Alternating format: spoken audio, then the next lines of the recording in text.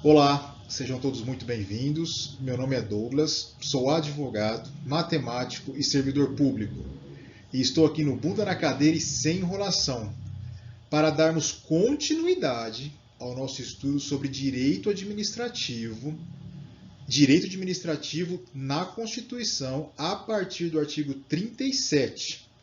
Hoje nós daremos continuidade a partir do inciso 18 da Constituição Federal do artigo 37.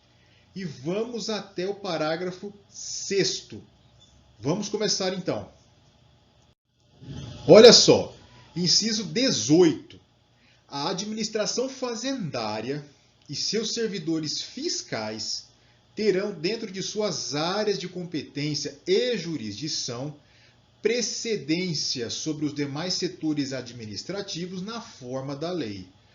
Estamos falando aqui da administração fazendária, dinheiro público, ou seja, a parte da administração que faz a fiscalização da grana pública, da arrecadação pública. Ou seja, o que significa precedência, prioridade?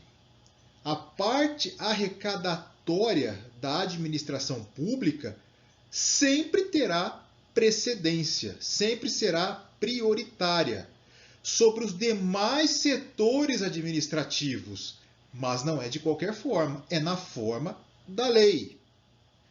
Há uma lei que disciplina isso, mas não é o caso aqui. Vocês têm que saber que, no inciso 18, essa área da administração, a área fazendária, ela tem a precedência, a prioridade sobre os demais setores administrativos. Tudo bem? Continuemos. Inciso 19. Somente por lei específica poderá ser criada autarquia e autorizada a instituição de empresa pública, de sociedade de economia mista e de fundação, cabendo à lei complementar, neste último caso, definir as áreas de sua atuação. Vamos devagar nesse inciso agora, tá ok? Eu já expliquei em aulas anteriores o que é uma autarquia, o que é empresa pública e o que é sociedade de economia mista. Todas essas entidades, todos esses entes administrativos deverão ser criados por lei específica. Não pode ser apenas por vontade de alguém. Não, tem que ter uma lei específica para criá-las. Além disso, as fundações é necessário ter uma lei complementar para definir a sua atuação. O que é lei complementar? Só lembrando aqui, já falei, a lei complementar difere da lei ordinária apenas pelo quórum de votação para a sua criação. Lei complementar deve ter, não é que pode, deve ter maioria absoluta dos votos parlamentares. Lei ordinária basta que tenha uma maioria simples. Tudo bem? E olha aqui está falando que para definir as áreas de atuação da fundação, necessariamente tem que haver uma lei complementar. E para a criação de autarquias, empresa pública, sociedade de economia mista, é necessário que haja uma lei específica de criação. O inciso 19 está disciplinando isso, está trazendo isso. Ou seja, só pode haver a criação depois de uma lei. A lei é que vai definir a criação, é que vai gerar a existência disso tudo. Tudo bem? É bem simples, é só isso.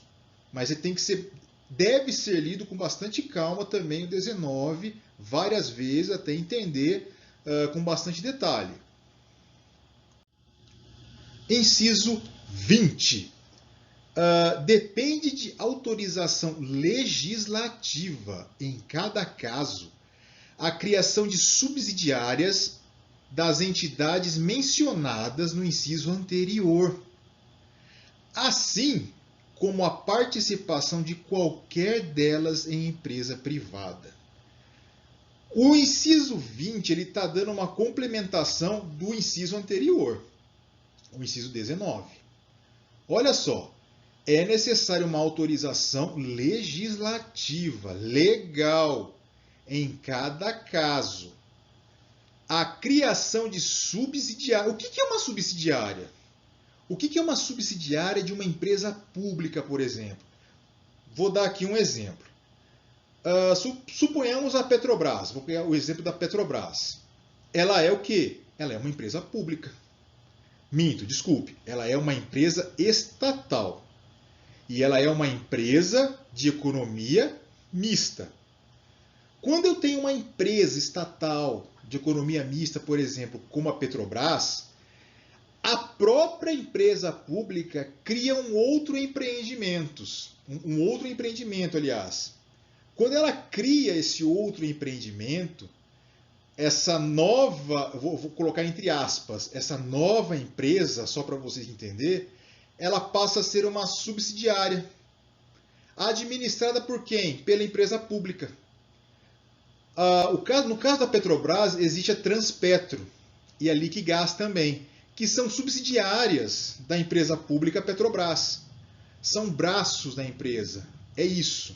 Tá? Apenas de forma didática, facilitando aí o entendimento. Para criar essas subsidiárias, é necessário também uma autorização legislativa.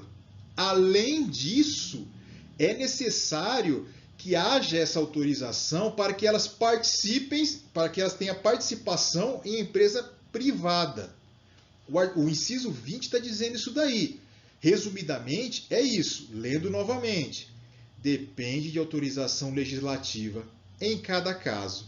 A criação de subsidiárias das entidades mencionadas no inciso anterior, assim como a participação de qualquer delas em empresa privada. Nada é feito sem autorização, nada é feito apenas por vontade própria, tudo é feito sob o olhar da lei. Tudo é feito debaixo do guarda-chuva legal.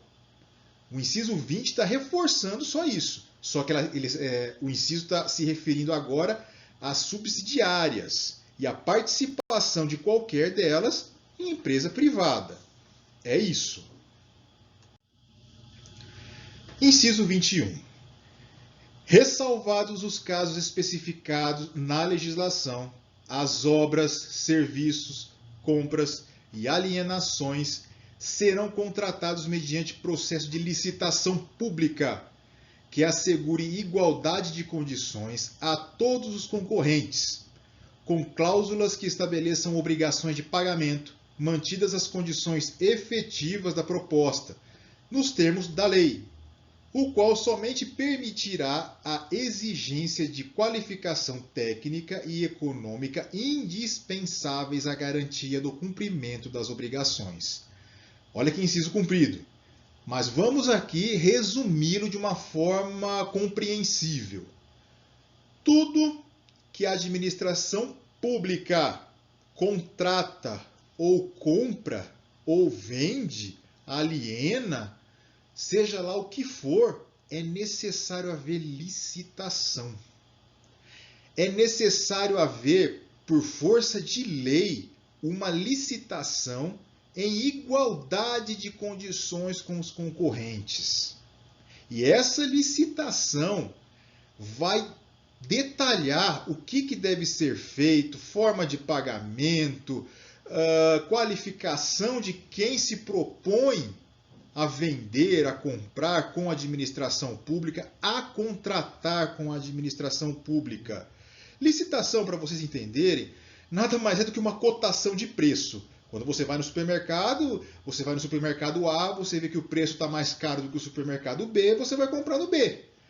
A administração pública é isso. É claro que é um processo burocrático bem pesado, um processo burocrático bem longo, mas, a grosso modo, é isso que a administração pública faz. Ela licita, ela lança uma licitação para quem tiver interesse em contratar com a administração pública, ofereça o seu trabalho, a sua obra, a sua venda, os seus serviços para a administração pública. Uma coisa importante, o que disciplina a licitação pública é uma lei específica. Hoje é a Lei 8666, de 93. Só que, em abril de 2021, já está valendo uma nova legislação que trata da licitação, que é a Lei 14133 de 2021. Essas duas leis, por enquanto, estão correndo concomitante, ou seja, vale as duas. Estão valendo as duas leis agora, tudo bem? A diferença é que quando a administração ela vai fazer uma licitação, ela vai ter que escolher entre a Lei 8666 ou a 14133. As duas ao mesmo tempo ela não pode. Misturar as duas coisas ela não pode ao mesmo tempo, né? Essa condição vai valer até 2024, até que a administração pública se adapte com a nova legislação. Estou falando isso aqui apenas a termos de curiosidade, só para vocês saberem como é que funciona a licitação pública, tudo bem? Existe lei específica que regulamenta isso, mas o importante nesse inciso 21, a licitação é obrigatória. Tem que ser feita licitação. Tratou com o serviço público, tem que ser feita licitação. Se não fizer, está errado. Se não fizer, é um ilícito. Tudo bem? Continuando então. Inciso 22. As administrações tributárias da União, dos Estados, do Distrito Federal e dos municípios, atividades essenciais ao funcionamento do Estado, exercidas por servidores de carreira específica. Servidores de carreira, servidor concursado, na carreira específica da tributação. Terão recursos prioritários para a realização de suas atividades e atuarão de forma integrada, inclusive com o compartilhamento de cadastros e de informações fiscais, na forma da lei ou convênio. Resumindo o inciso 22, estamos falando de tributação. O poder público está tributando o cidadão, tem poder para isso. Na atividade tributária, os municípios, os estados, a federação e o Distrito Federal vão agir de forma integrada, de forma coligada, ou seja, vão trocar informações, vão trocar figurinha entre eles, tudo para cobrar tributo. É isso que está dizendo o 22. Para cobrar tributo, amigo, vamos conversar entre nós, vamos colher informação, vamos compartilhar informações entre nós. Olha lá, de forma integrada, inclusive com o compartilhamento de cadastro e de informações fiscais. Tudo na forma da lei ou convênio. Ou seja, pessoal, ninguém vai escapar de tributação. Essa é a verdade, tá? Todo o país aí está integrado de forma a cobrar os seus tributos. É o que diz aí o inciso 22. Parágrafo 1º. A publicidade dos atos, programas, obras, serviços e campanhas dos órgãos públicos deverá ter caráter educativo, informativo ou de orientação social, dela não podendo constar nomes, símbolos ou imagens que caracterizem promoção pessoal de autoridades ou servidores públicos, qualquer servidor, não interessa. Parte mais importante deste parágrafo 1º. O princípio da impessoalidade. Veja bem, eu falei em aulas anteriores que o princípio da impessoalidade sempre vai priorizar o interesse público e não o interesse privado. O interesse privado sempre será sobreposto pelo interesse público. O parágrafo 1º está dizendo o seguinte: eu, administrador, vou fazer uma obra e vou colocar uma placa lá na obra que eu, Douglas, gestor público, estou fazendo aquela obra. Eu não posso fazer isso. Colocar o meu nome lá, porque eu estarei promovendo a minha pessoa.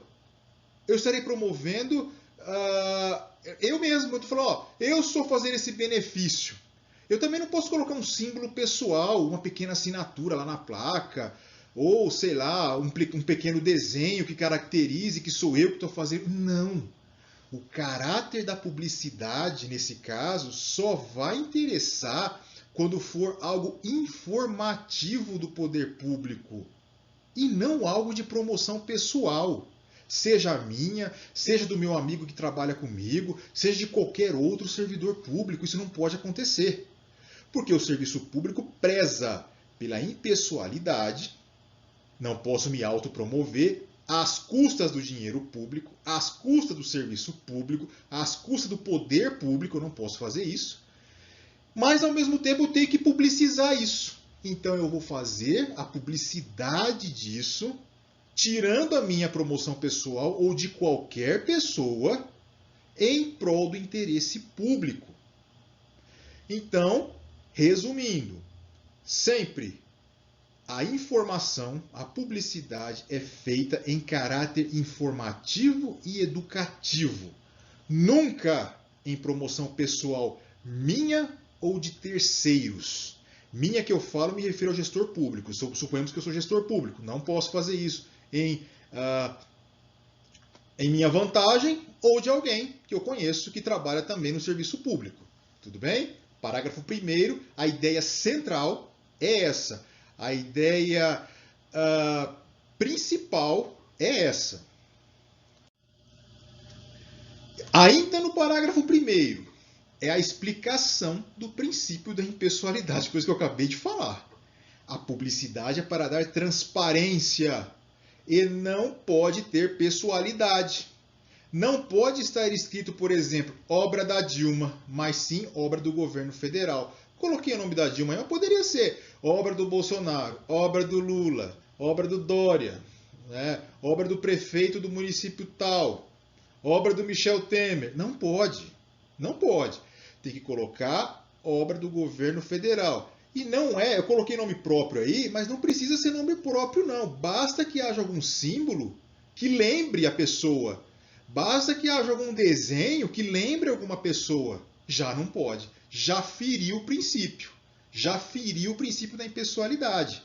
Está sendo publicizado, ok. Cumpriu o princípio da publicidade. Mas está ferindo o princípio da impessoalidade.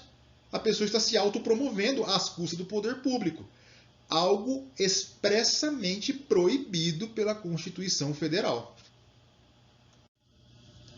Parágrafo 2º. A não observância do disposto nos incisos 2º e 3º implicará na nulidade do ato e a punição da autoridade responsável nos termos da lei. O que é que isso quer dizer? O inciso 2º fala da regra do concurso público. Se você quer ser servidor público, a Constituição ordena que você faça concurso público e seja aprovado no concurso público. É um acordo que a administração faz com você. É um acordo que o poder público faz com você. Qual é o acordo? Você, candidato, passe no concurso público que eu, administração, te dou um emprego. Esse é o acordo. Quer ser servidor público? Preste concurso público e seja aprovado. Esse é o acordo. Quando isso não é cumprido, o poder público incorre em ilícito. Há um ilícito cometido aí. O inciso 3º. O que quer dizer o inciso 3º que também não pode ser violado? Prazo de validade do concurso público.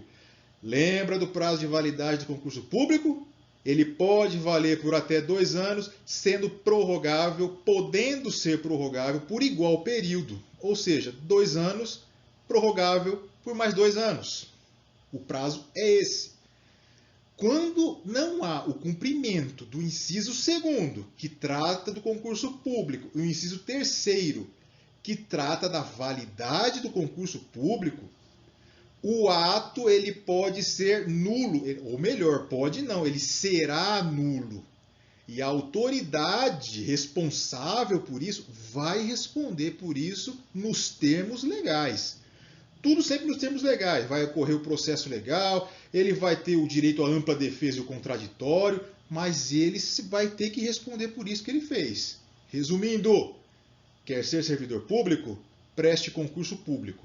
É isso que a Constituição diz. E vocês vão prestar concurso público e certamente serão aprovados. Continuando. O parágrafo 3º passou a existir a partir de 1998, com a emenda 19, com o princípio da eficiência. Isso aqui, pessoal, é que eu coloquei aí apenas para termos de conhecimento, mas não interessa muito esse primeiro parágrafo aí não, tá? É só para termos de curiosidade mesmo. Então, o princípio da eficiência ele é o princípio mais jovem do princípio da administração pública. Parágrafo 3º. A lei disciplinará as formas de participação do usuário na administração pública direta e indireta, regulando especialmente. Olha só aquela observação que eu coloquei ali, ó.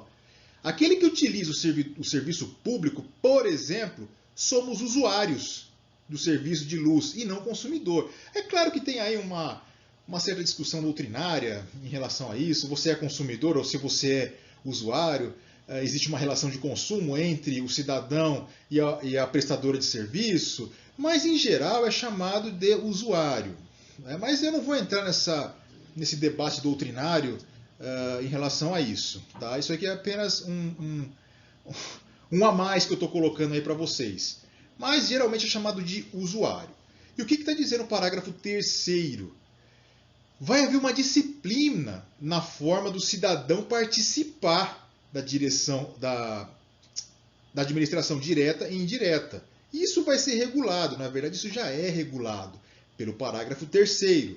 Olha só, regulando especialmente. Inciso 1º, agora vai passar a descrever a regularidade disso. As reclamações relativas à prestação dos serviços públicos em geral, asseguradas a manutenção de serviços de atendimento ao usuário e a avaliação periódica externa e interna da qualidade do serviço. Ou seja, o cidadão ele pode reclamar do serviço prestado pela administração pública, pelo poder público. Tá? Aliás, até esse tipo de serviço entre a administração pública e o cidadão até pode ser caracterizado no Código de Defesa do Consumidor. Né? Existe doutrinador que fala que a própria segurança pública é uma prestação de serviço entre o poder público e o cidadão. E isso gera, sim, uma relação entre o cidadão e o Estado no que concerne à prestação de serviço. Ou seja, o cidadão ele pode reclamar, não só pode, como deve reclamar quando o serviço é mal feito, quando o serviço é mal prestado. Então, aí ele vai recorrer aos órgãos competentes. Existem órgãos competentes para cada seara da administração pública. E aí o cidadão pode procurar esse órgão para fazer a sua reclamação, uma suposta denúncia. Isso é permitido legalmente de acordo com a Constituição Federal. Olha só, lendo de novo, as reclamações relativas à prestação dos serviços públicos em geral, asseguradas a manutenção de serviço de atendimento ao usuário. Haverá, então, essa manutenção de serviço, essa prestação de serviço ou atendimento à reclamação do usuário. Tudo bem? E a avaliação periódica externa e interna da qualidade dos serviços. Prosseguindo. Inciso 2º. O acesso dos usuários a registros administrativos e a informações sobre atos de governo, observado o disposto no artigo 5º, inciso 10 e inciso 33. Veja bem, o que trata isso? O cidadão ele pode ter acesso a registros administrativos. Não todos, mas não vou entrar também nesse detalhe. Existem registros aí sob segredo, mas de forma geral ele tem esse acesso, né, aos registros administrativos. Mas isso não pode ferir o que dispõe o inciso 10 do artigo 5º e o inciso 33 também do artigo 5º. O que diz esses incisos? Não posso divulgar informações que vão ferir o direito de privacidade do próprio agente público ou mesmo de um usuário do serviço público. O direito à privacidade ele é uma cláusula pétrea. O que é a cláusula pétrea? Imutável. Não dá para mudar. E é um direito sagrado. A sua privacidade e a privacidade do outro não pode ser ferida. É o que está dizendo o inciso 2º. Você pode sim ter acesso aos registros administrativos, sem problema. Mas você não pode ferir a privacidade de quem quer que seja. A privacidade será preservada. O inciso 2º está determinando isso. Olha só, o inciso 33, retomando, esse inciso é que irá dar direito de acesso às informações necessárias à defesa de seus interesses e direitos pessoais. O inciso 33 está sendo citado lá no slide anterior. Porém, esse inciso 2º do parágrafo 3º significa mais do que isso. Veja, ele traz informações que vão além daquilo que nós estamos lendo. Por exemplo, se não quero saber de um direito próprio, só quero saber como funciona determinado sistema público, ter acesso à informação do SUS, por exemplo, sem participar dele. Eu posso ter acesso a algumas informações, não todas, repito. Tem informações que são sigilosas, que não estão dispostas ao cidadão. Mas, em geral, você pode ter essa informação. Em geral, você pode ter informação do serviço público. Mas a privacidade não pode ser violada e você pode usar esse direito em defesa de interesses do serviço público prestados a você. No caso, é em defesa do seu direito de receber o serviço público. Vocês precisam gravar só isso desse inciso, justamente em questão de conhecimento de direitos e deveres da prestação do serviço público e do cidadão. Inciso 3º. Ainda falando do relacionamento da prestação do serviço do poder público com o cidadão, das reclamações, disciplinando toda essa área. Inciso 3º, a disciplina da representação contra o exercício negligente ou abuso de cargo, emprego ou função na administração pública. Gente, todo exercício mal feito, todo exercício negligente do poder público ou abusivo é passível de denúncia por parte do cidadão, aquele que recebe o serviço. Tudo aquilo que foi feito de má vontade, mal feito, o cidadão pode ir lá e fazer a reclamação nos órgãos competentes de acordo com a legislação, sem dúvida. Ora, está prestando um serviço para o cidadão, fez mal feito, maltratou, seja lá o que for que o poder público fez em detrimento do cidadão, ele tem todo o direito de fazer a sua denúncia, a sua reclamação, dentro da lei, sempre. Parágrafo 4º. Os atos de improbidade administrativa importarão a suspensão dos direitos políticos, a perda da função pública, a indisponibilidade dos bens e o ressarcimento ao erário na forma e gradação previstas em lei, sem prejuízo da ação penal cabível. O que quer dizer isso? Se o gestor público cometeu algum ilícito na gestão pública, o parágrafo 4º diz o que pode acontecer com ele, qual é a punição que pode acontecer com ele. A improbidade administrativa é um ilícito cometido pelo gestor público. E o que pode acontecer com ele? Suspensão de direitos políticos. Não confundir suspensão de direitos políticos com a perda de direitos políticos. A suspensão e a perda de direitos políticos, salvo engano, está previsto no artigo 15 da Constituição Federal. A diferença de suspensão para perda é que a suspensão ela tem caráter de prazo determinado. O prazo é determinado, a perda não. O prazo é indeterminado. Detalhe importante, não esqueçam disso. Cassação de direitos políticos no Brasil não existe mais.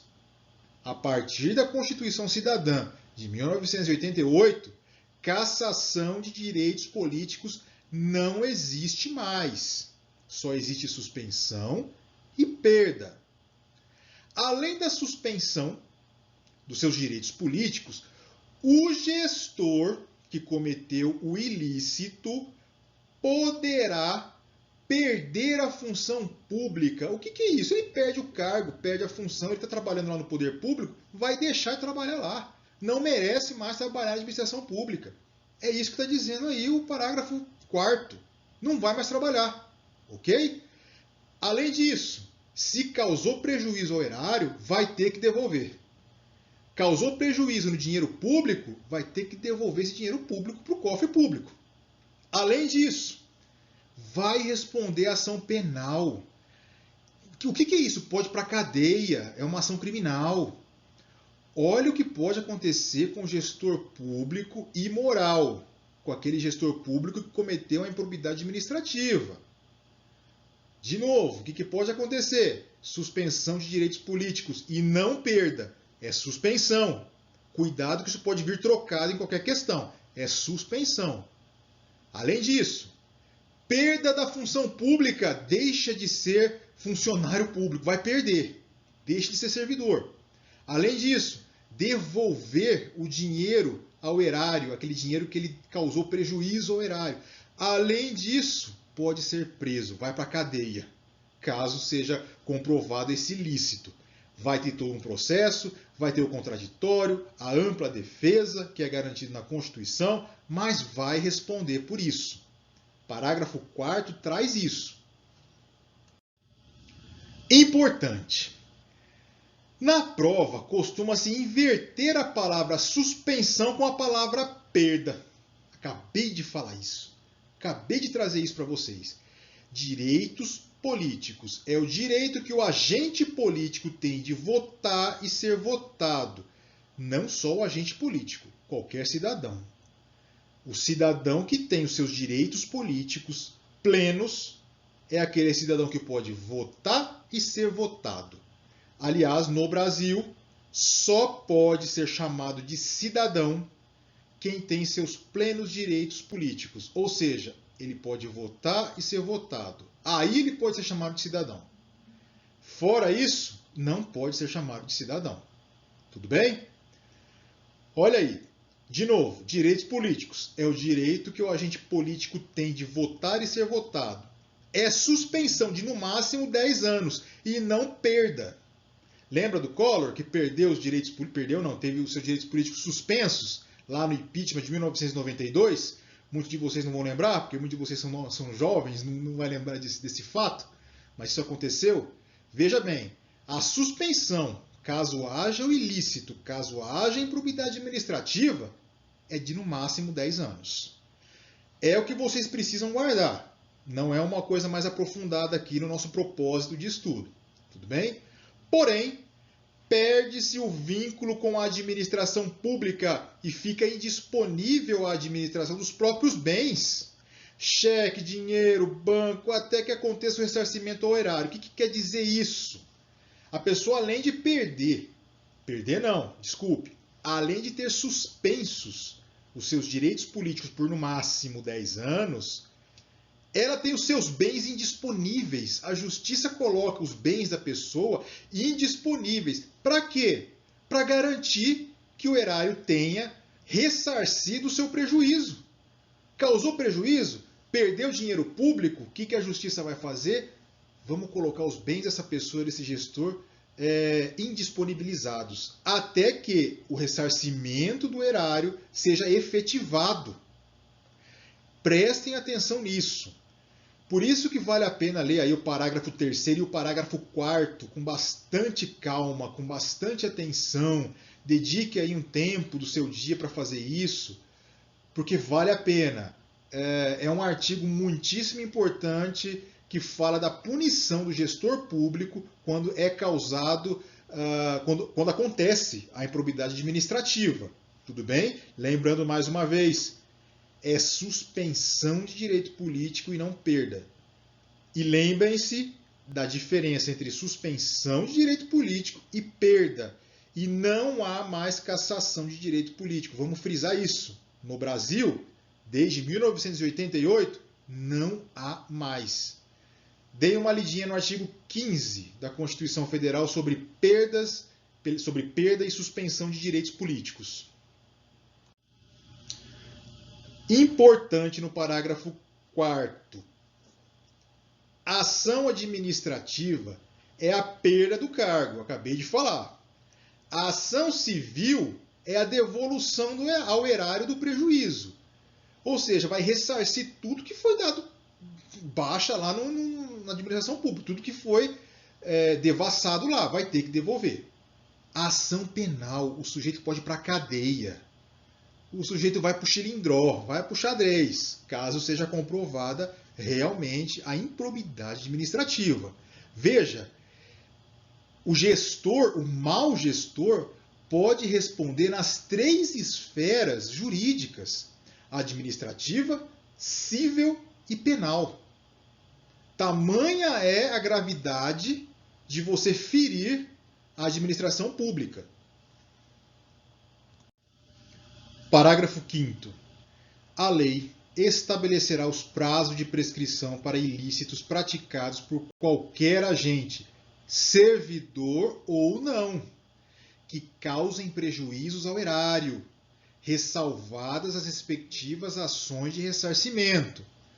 Olha só, mais uma vez, o parágrafo 5º traz o detalhamento das punições, das sanções ao mau gestor, ao gestor imoral. Olha só, a lei estabelecerá os prazos de prescrição para ilícitos praticados. O que é prescrição para ilícitos? Vou entrar nisso daqui porque está essa palavrinha aí no parágrafo 5º, mas eu não vou detalhar muito porque trata-se agora de direito penal. Tá? E nós não estamos tratando agora de direito penal, é direito administrativo. Entraríamos em uma outra área do direito. Mas a prescrição de ilícitos quer dizer o seguinte: o Estado tem um prazo para punir o criminoso. Esse prazo é determinado em lei. Quando vence esse prazo, o poder público não pode mais punir o criminoso, o agente que cometeu o ilícito. Não é mais possível. Ou seja, eu cometo um crime hoje. De hoje até um determinado prazo previsto em lei, o Estado poderá me punir. Venceu esse prazo, não é mais possível haver uma punição por parte do Estado. Somente o Estado pode punir, ele tem, digamos assim, a exclusividade, digamos assim, não. O Estado tem a exclusividade punitiva do criminoso, tá ok? Mas existe um prazo legal para isso. O que o parágrafo 5º está dizendo? Que a lei vai estabelecer um prazo de prescrição para os ilícitos praticados pelo mau gestor, mas não só pelo mau gestor. Servidor ou não. Não precisa ser servidor, não precisa ser gestor. Basta que tenha praticado um ilícito contra a administração pública. E olha só, ele continua. Que causem prejuízos ao erário. Causou prejuízo ao erário, o que vai acontecer? Haverá uma ação para que o mau gestor, para que quem cometeu o ilícito, devolva esse dinheiro. E além disso, retomando o parágrafo 4º, o que vai acontecer com o mau gestor? Suspensão de direitos políticos. E não perda. Decorem isso. Vai perder a função pública, vai ter que devolver o dinheiro ao erário e, além disso, pode ir para a cadeia por causa do ilícito cometido. Tudo dentro do processo legal, ampla defesa, contraditório, mas vai responder. Vai ter que dar satisfações ao poder público, à justiça, pelo ilícito cometido. Tudo bem? Pessoal, fico por aqui por hoje, mas daremos continuidade ao estudo de direito administrativo na próxima aula, no próximo vídeo, a partir do parágrafo 6º do artigo 37 da Constituição. Bons estudos a todos, espero todos vocês no próximo vídeo, na próxima aula. Forte abraço a todos e até lá!